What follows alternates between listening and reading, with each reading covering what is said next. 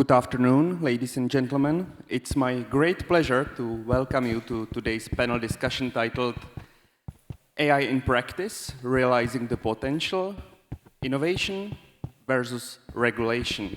My name is Lukáš Benzel. I'm the Managing Director of the Czech Association of Artificial Intelligence, and I will be your host today. Little fun fact, I moderated the exact same panel last year and the year before, so I'm really curious what has changed and what's new. But now, without further ado, let me introduce you our panel of experts. The first one, Justin Hua. Small applause, please. So nice to meet you. Let's take a chair. Yeah. The second one, please.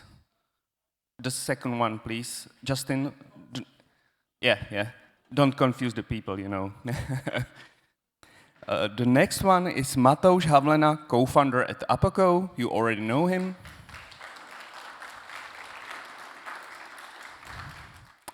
Petr Somol, AI Research Director at Gen.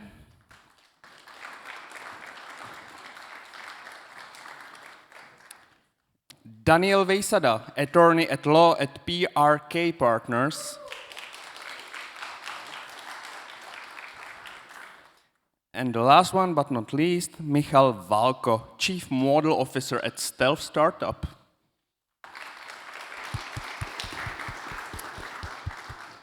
We encourage audience engagement, so please feel free to raise your hand, scream something, but not as a guy in the morning or in the welcome speeches, you know. So, yeah. Now, without further ado, let's jump right into the first question. Let me take a chair.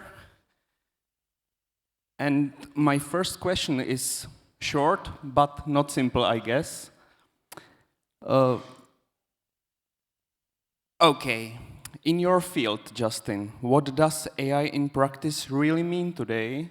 And that's a question for everyone. So please, short answer, what does AI in practice really mean in your field? This is the downside of sitting next to the moderator. You have to start. For me as a practitioner, AI in practice just really means you're using AI, you're getting ROI, you're either increasing revenue, decreasing costs, or new opportunities are being opened to you. This wasn't so much the case a couple years ago when the first AI applications first came out. People were playing around with it, but it wasn't really generating a whole lot of benefit. So I believe today this is where AI in practice can really begin. Thank you very much. Matouš? I think I'm going to be a little bit practical, I think, in this case. So I lead a team of engineers, right? So definitely coding assistance is a game changer in our field. And not that I have a team of senior engineers, right? So we are nowhere close to replace these engineers, but it really boosts productivity tremendously. So that's one thing what I see, and it's completely influencing my work. The other one is the typical ChatGPTs, you know, general purpose assistants. Everyone is using them on the team. Everyone, my team interacts with PMs, even myself. If someone writes me a message on Slack and I don't understand what the heck the person wants from me, I put it in ChatGPT and ask, you know, what do they want?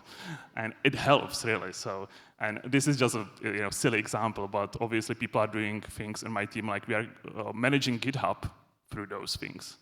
We are planning milestones. And there is so much more that every repetitive task, I would say, you are doing, we are trying to replace it with AI in some way. And maybe third thing, very quickly, we also build a BI framework for building agents or AI, whatever that means really. And we are also like, that's the practice, or AI in practice means for us people prototyping around us all the time. Prototyping simple things, prototyping silly things, something very too complex that we don't think the market or the technology is ready for that, but that's all happening around my team, so that's. Thank you very much. Petr, your point of view? Okay, so I represent a cybersecurity company here, so I can tell you that AI for us is something that increased enormously the opportunities both for attackers and defenders.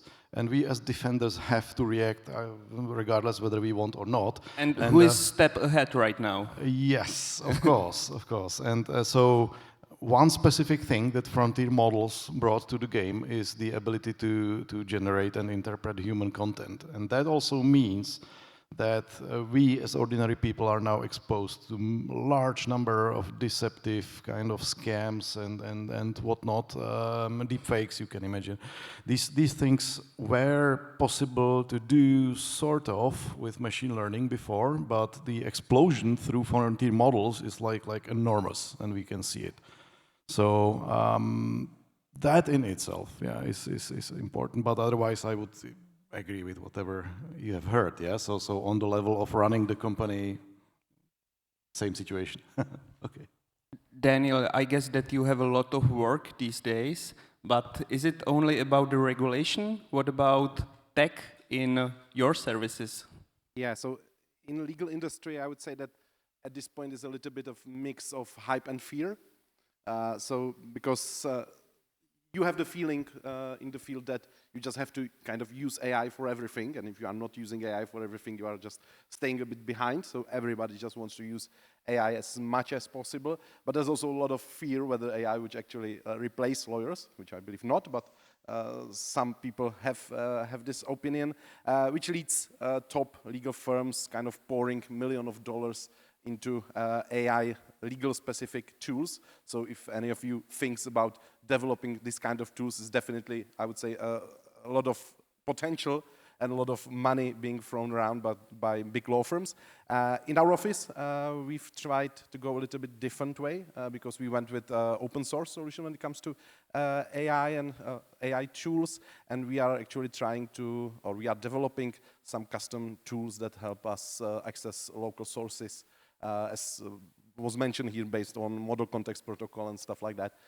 So this is what we do in our office specifically. Thank you very much. Michal, as I said, you are Chief Models Officer at Stealth Startup, but can you uncover something? Give us something, please.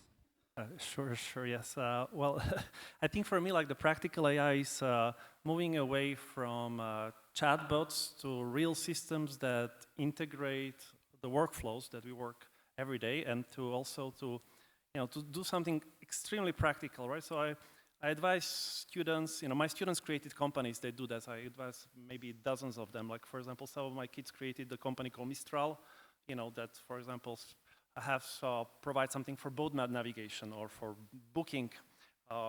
Another set of students created a company called Entalpic, which are doing the new materials for climate change. So there's very, very practical, right? So that doesn't pollute much. Another company is finding the rare, it's called Lithosquare, finding rare metals. They're very important for batteries for these electric vehicles that we saw on the slides, right? Like Hinlab, another European company that monitor health and prevent heart attack. And well, maybe I mentioned the final one, like Sword Health. They exist already 8 years. They're unicorn, and they make affordable healthcare for people with back problems, right? So for me, this is practical AI. Improving the lives, moving from pretty cats and Gen AI videos to something that we can really appreciate every day. Thank you very much. I promise I will get to the regulation, but first focus on companies and scaling startups and things like that. Justin, you are in touch with a lot of companies. You have a lot of experience with scaling AI-driven companies. So what are the current challenges? Is it a regulation, or is it how to use AI, how to find use case and things like that? Yeah, I think that's a fair question. Regulation always plays a role, but I think currently in the current cycle, part of the cycle that we're in is mainly finding those use cases and then using the technology to apply to them. It's pretty easy for those who are ready to use technology and those who automate frequently to find those use cases, but for the rest of the industries, that's really quite challenging. And I don't think people have quite turned it around their minds. There's too much pattern recognition. This is what we do every day, so how can I apply that to this? As opposed to, can I redesign everything that I do around this new tool, right? So I think that's still the primary gating factor. Obviously, regulation makes people think twice before starting or think twice before deploying. And this sort of thing will, I mean, we'll talk more about it as well, but that's also in the back of people's minds. But the number one thing is practical. How do I apply this? Thank you very much, Matouš. We had a chance to see your clients like NASA, SAP. They are in the fields that are usually heavily regulated already. So what's your point of view about the current challenges in applying AI into the companies and into the business? I'm just going to quickly clarify, there's no clients, they used our projects that we built for different clients. But that's don't be shy, yeah, I know. say it. I mean, you know, a lot of the stuff we do for enterprises or research labs, and they have to go by some rules already, right? So I'm completely used to regulation, and anything what we do, for example, for IBM Research or a big enterprise, obviously they are in different position than a startup, given that they have so much to lose, right? Not as a startup. So these regulations are there for a good reason, and I think it's good to have some amount of regulations. I have seen it over many projects that it really makes you realize, hey, this is really a risk, and I wasn't aware of that before I was put in this form I had to fill or whatever that process is. So all of these companies, they have some regulations. Many of these are now kind of human-based. That's what IBM, for example, has. They have this, AI board that actually have to go through all the AI-related projects and look at it and look at the risk and what the biases that the AI could create. It's kind of out there. Companies are aware of that. It's not as strict at this moment. It's really being kind of human evaluated, I would say. That's my experience. Thank you very much. Petr, I will change your question a little bit. What are the biggest challenges when turning your AI research into the real cybersecurity services? Okay, so some of the standard challenges are scaling and cost, because like we have something like 500 million users worldwide. So you just can't blindly call all the APIs you can imagine. Yeah, so that's one of the things. Another thing which is important is the problem of hallucinations, which means that whenever you can imagine that if we just blindly killed some process in your computer or deleted some data, which you use and which is actually like fine, that causes a problem. Yeah, so we need to be extremely strict in how we use AI. So and that is really a technical problem. Yeah, it needs lots of additional kind of workarounds and guardrails, which are not common in standard, let's say, AI applications. Yeah. In terms of the legal framework, I'm happy to say that I don't see too many barriers that the AI Act would put into our way. Yeah, so and also I would say that it's good to have regulations, and I'm saying it from the position of someone who spends a good deal digging into what can be done with AI models, and lots of bad things can be done, I can confirm. Thank you very much. Daniel, my experience is that a lot of Czech companies ignore AI Act, don't think about it, they just think that it's something in the future, but they work on solutions that could be a high risk or that could be even banned. What's your experience and what's your advice for the companies that are looking for AI solution right now? Yeah, so you are definitely correct that they are not thinking much about the AI, but you are also correct that it is partly the thing of the future, because we right now have only a small part of the AI Act really affected, which namely concerns the prohibited use of the AI, so this is something you have to follow right now. But of course, if you are not building like big camera system with facial recognition on the public squares, you are probably fine. You are not reaching that, but important for the Czech companies will be the effectiveness of the high-risk uses, which fall a lot on, for example, HR, because I can imagine a lot of Like classifying CVs or things like basically any decisions or recommendations the AI will make in the field of HR will fall under high risk use. So it will not be easy to have an AI system engaged in these kinds of operations. So the companies have to think about that. If at this point there are offered some systems that will do this, that the regulation will come. But to be honest, at this point we do not really know what it will do exactly. Because, for example, we do not yet have even the local regulation that should follow the AI Act. Only a few days ago, it was decided which Czech agencies would be responsible for what part of the implementation. So, in this case, we are still at the beginning, and we will see in the future what regulation actually brings. you have a strong voice. You had a microphone that doesn't work, but nobody noticed. So, Michal, I think that you are the right person for the next question. Do you think that current regulations, like AI Act, for example, understand how modern AI works? Not only from the point of view, like, you know, how it learns and things like that, but maybe like the speed of the innovations, you know, because every regulation is quite static. You know, it's written in the paper and it usually doesn't reflect like the real world. Yes, so I think that it's not a question whether it understands how AI works, but actually if it's able to keep pace with intensity. And I met really, really smart regulators in my life, so a lot of people actually understand quite well.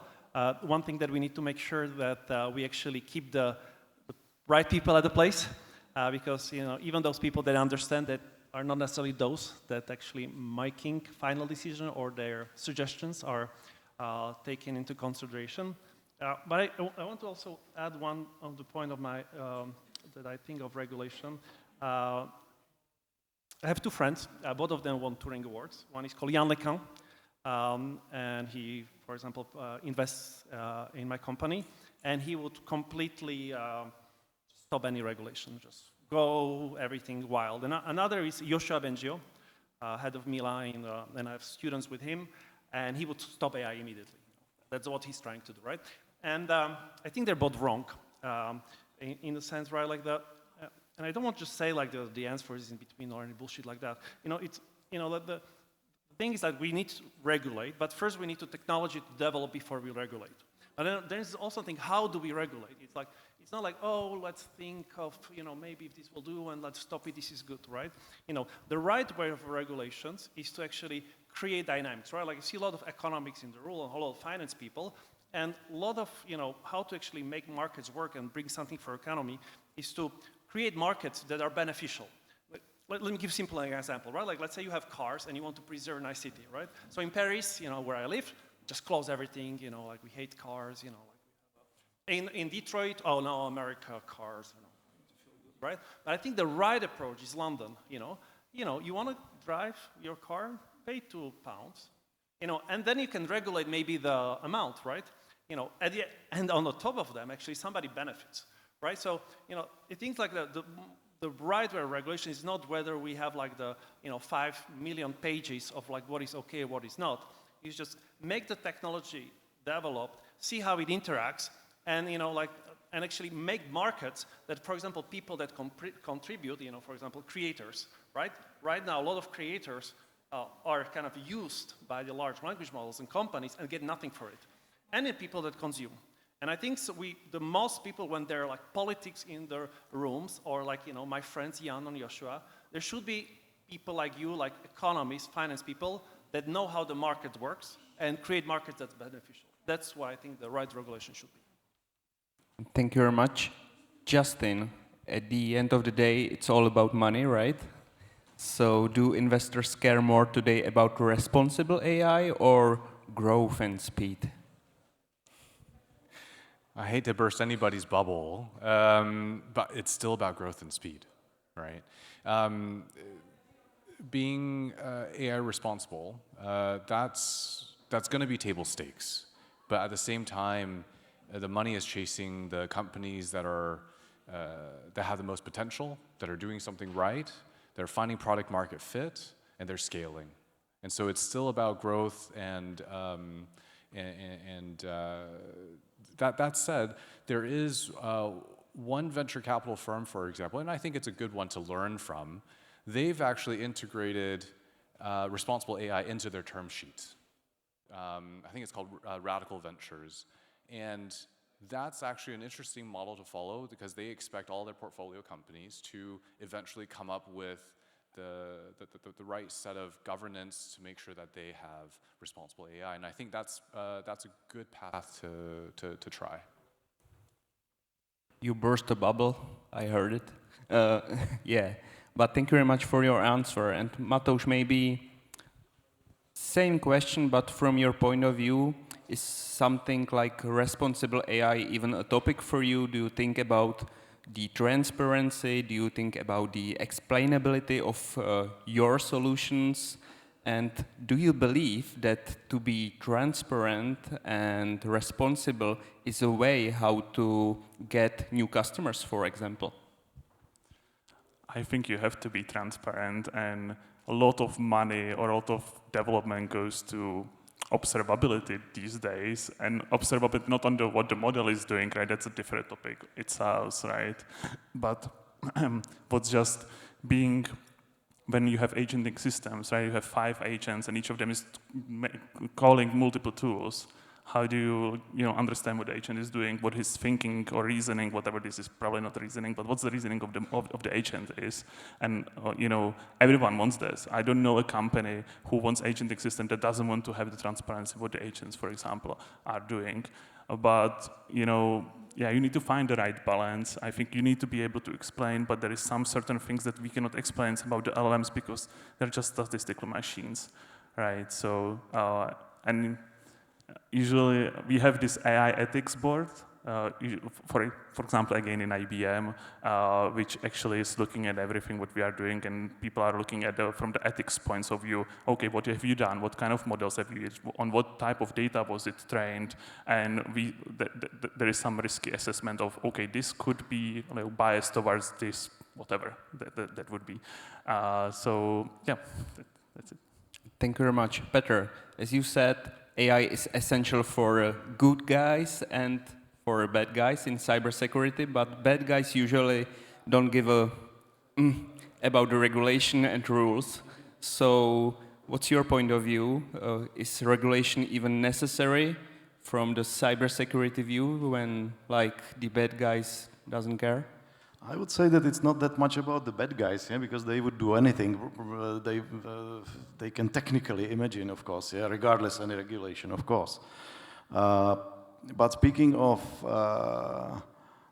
potential bias and responsible AI, it is important for us from a different reason. It's because our users trust us not to do anything wrong with their data. Because if you want to provide some kind of security solution to people, you can't do it without access to some important data. Yeah? So I can kill a scam email only if I somehow analyze it. Yeah? So and to have people allow me to do that means that I need to be a trusted entity, and whatever AI I would be applying, I will be really concerned about the outputs from that. So that's a direct kind of reason why I am interested for good business reasons, actually. And there is one more thing, and we have this experience, actually, which is sort of natural now when I have it, but people don't trust the results of some black box. So in the years before the current wave of AI, when we would build a machine learning classifier that would decide, okay, so this process is bad, this attachment to the email is bad or whatnot, and we would just remove it. Now when we have technology which allows the people to let us know, to give us feedback whether they agree or not, whether they are interested to know, to learn more about why we did that. And I see that people are indeed interested, and they indeed give us the feedback that they don't like a black box decision. So we are scrutinized on the level of these individual decisions. So that means that explainability of models is also another essential thing in my field. Thank you very much. Daniel, the implementation of the AI Act in the Czech Republic is quite complicated, quite slow. So what are your key lessons that you have right now? Something unexpected, something surprising? What's your prediction? Well, it's not really surprising that it's going rather slow. As I mentioned only a few days ago, the responsibilities was working. Okay, maybe better, thanks. So the responsibilities were divided between the different offices, with Ministry of Industry and Trade taking kind of a leading role, being responsible for even drafting the local legislation, which really does not exist at this point, even as a draft. What maybe is a little bit unexpected is that Czech Agency for Standardization was tasked with creating a regulatory sandbox, which will allow Czech companies, or not only Czech companies, but generally companies and startups, to kind of test the AI and the AI applications in the real world with, let's say, limited regulation and under the regulatory oversight. And it would help them to pass the regulatory requirements, for example, for the high-risk systems. So that would be, I think, very beneficial for startups going forward. But again, at this stage, we are at the point that it was only decided. So it's a long way to this being actually established, implemented, even though we've heard a lot of positive and optimistic quotes and statements at the beginning from the various representatives of the public offices. I'm not that optimistic that it will go quite quickly. But again, we will see, because this is really the beginning just now. Maybe not quickly, but what about minimalistically? Do you think that is it possible to implement it like only what's written in the AI Act will be written in the Czech law, and we do not add something it's more, not you know? I understand. It's not really about that. The Czech law would not, let's say, translate the AI Act into local legislation, because the AI Act is applicable directly in the Czech Republic, but it's all about what AI Act does not say. So who will enforce it here in Czech Republic? Who will be the kind of market regulatory agency? Who will give the penalties if something goes wrong? What are some procedures for certifying high-risk systems, which is not yet known at this point. So there's a lot of kind of untapped and unknown areas at this point that have to be implemented. So it's not about just rewriting the AI Act into local legislation. Thank you very much. Thank you very much for drawing a regulatory landscape in Czech Republic. Michal, when you hear about regulatory sandbox, about the offices that will be responsible for the regulation, how does it sound? Oh, it sounds very familiar. I mean, you know, we talked about it very publicly, but it's not new. I mean, like, let me give you an example from 20 years ago. That 20 years ago, I developed a system that was predicting doctors' mistakes in hospitals for, you know, hospital system in Pennsylvania, right? This is 2005, so, you know, not recent. And there were already regulation because there was AI used on a patient. The thing is that 11,000 people die in US hospitals because doctors made a mistake, right? And that is supposed to be the first world country. Not because they're sick, because their doctors made mistake, right? This is huge, right? And so, you know, I was lucky enough to implement the first system that was not using a rule-based system, like if your platelet count is this and you're taking that medication. But, you know, AI system, you know, data-driven. They gave me 20 years of Pennsylvania data, right? You know, I knew who had cancer at age Pennsylvania, right? And I was 23 years old, right? Maybe very risky from you know, but even then I had to go already, you know, through 6 courses, you know, of like vetting and check, you know, RRB approvals in international review board, you know, like when you want to do something that potentially harm the life, and then, you know, like go to the whole long process, get you to the hospital, right? You know, I remember I had to pay like $1,000 for a doctor just to have old system and my system and see what is good, right? And already at that time, and this was not the era of deep learning, we also did not understand what AI exactly does, right? And so the one question was both to convince both the regulators and the doctors to actually use it, right? Because like there were not even smartphones in 2005, so we gave doctors some pagers, right? And so, and first they didn't use it.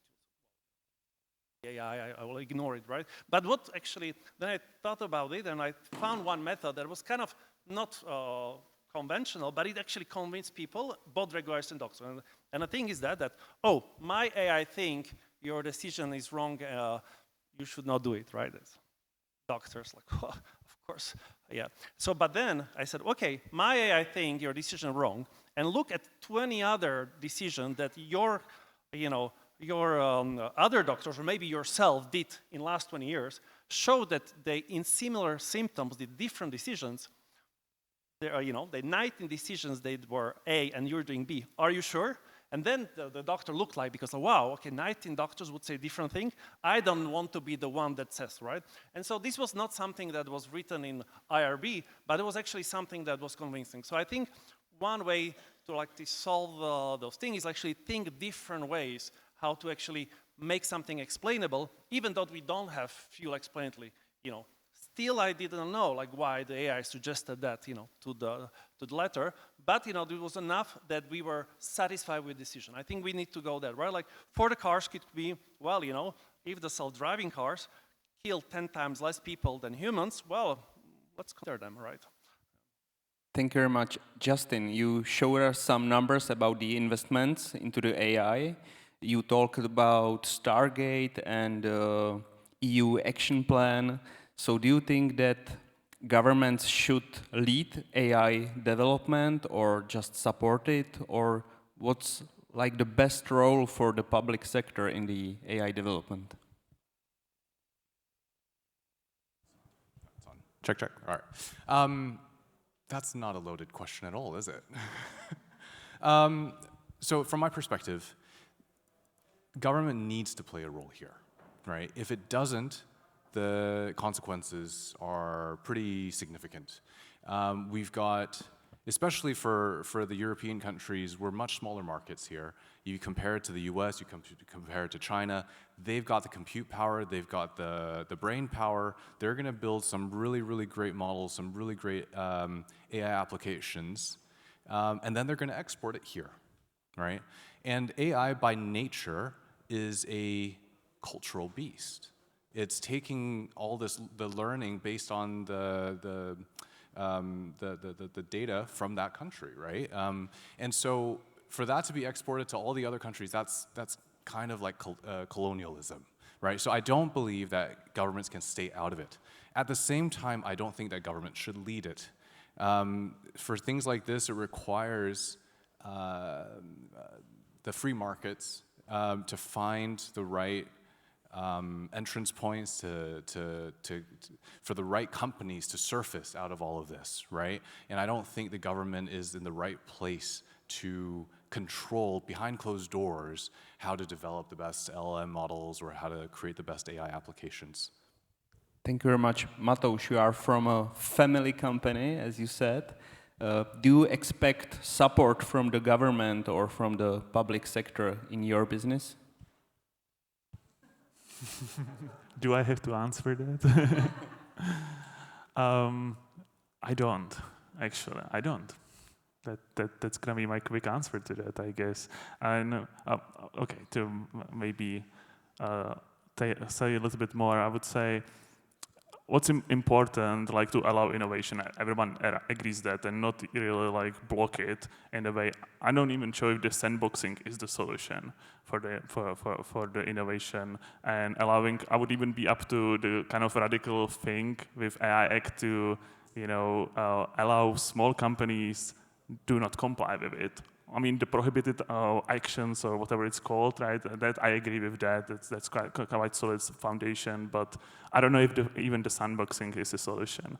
And I agree with what Justin was saying. Like, governments should kind of help you guide. They should invest, but they shouldn't be creating and developing AI. Petr, Gen is not a small AI startup, it's a global company. So what's your relationship with the public sector?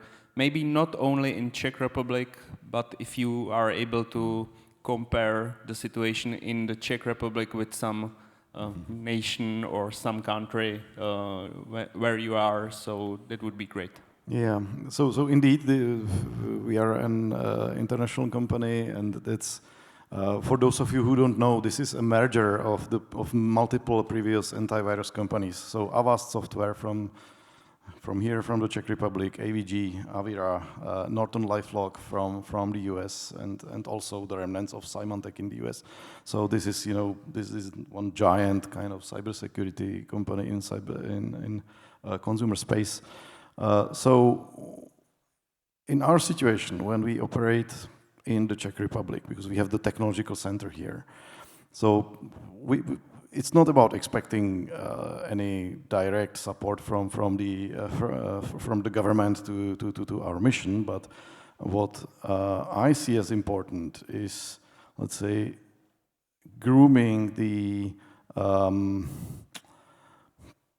professional space from the very beginnings, like from the education, I would say. Like, we appreciate to have strong schools on the lowest levels, mid-levels, up to universities. And the more people get kind of informed, at least somehow, about technology. I don't mean like any deep studies or something, yeah, but I just think that for us to be able to somehow even operate in this country, we need a certain number of talented people who would be able to push forward our mission. Yeah, and basically anyone's, of course, who has a company here has the same problem. Yeah. For me, it's specifically in cybersecurity space, it's also about some kind of awareness, because like the problems we are trying to tackle are so complex and so difficult that many people don't even realize the problems are there until it may be even late. Yeah. So this is how I advocate for this kind of, you know, need for as much education as possible in digital technologies.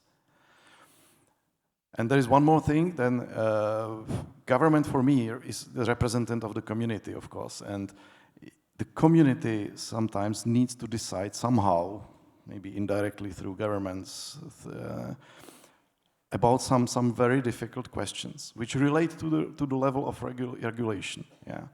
I will give you an example like this. Some frontier models, basically it is technically very easy to build a frontier model which is completely unrestricted, which follows this 100% free speech, let's say, assumption.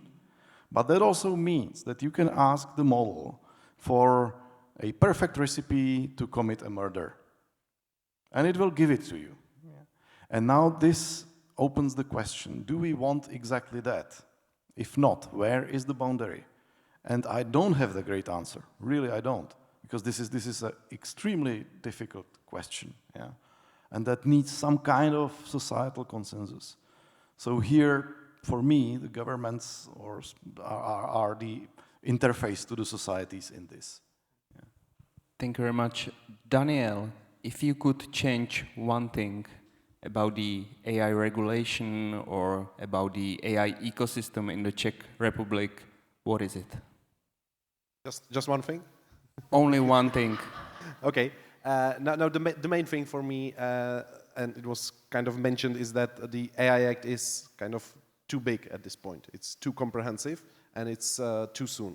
It was definitely a good idea to regulate the prohibited use of the AI, but I think that for the rest, we should have waited a little bit more to see how the AI will actually develop, what will be the actual real-world issues that will come out, and to see whether the sector regulations, so for example, labor code when it comes to employees, will not handle that, and we need kind of comprehensive regulation for the AI. So this is my main problem with the AI Act, that the EU have tried to be the first, and I believe it was kind of the point, to be the first to set a global standard, as they usually try.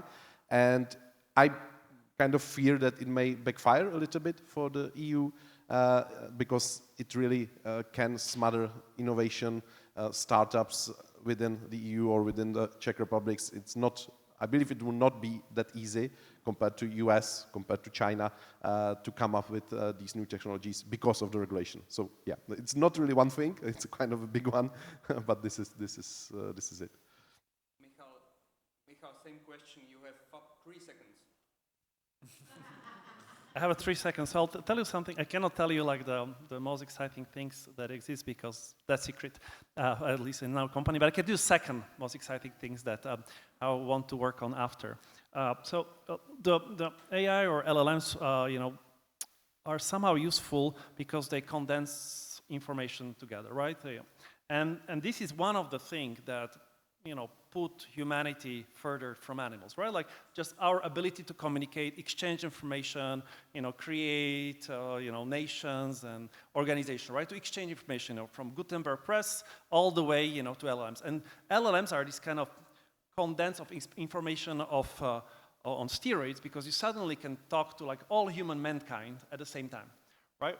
But there is another thing that humans are really good at, and like current AI or LLMs completely fails, is how do we deal with uncertainty, right? Like if I tell you like, how I get to Košice, right? Like, and I can, ask 5 people and you have multiple opinions and we get to the conclusion. Or like, should we defend from that potential danger, right? Or this is LLMs do really, really bad, right? Like because you can ask, LLMs to, okay, what is the opinion on that? And said, no, I thought something else. And it completely flips. It's one of the things, it's just a side product because it doesn't have some of confidence interval, if they're confident or, so, well, what do you think, what was, I don't know, who won the championship of, I don't know, football 35 years ago? I wasn't joking about the 3 seconds, so. Yeah. Long answer. And the thing is that, I will say, well, this is the thing, but I have like 0 confidence. This is LLM cannot do, right? And so one of the challenges we have in the next 3 seconds is to actually build LLMs that, that they're able to deal with the uncertainty. And this is the future, and I want to be part of this future.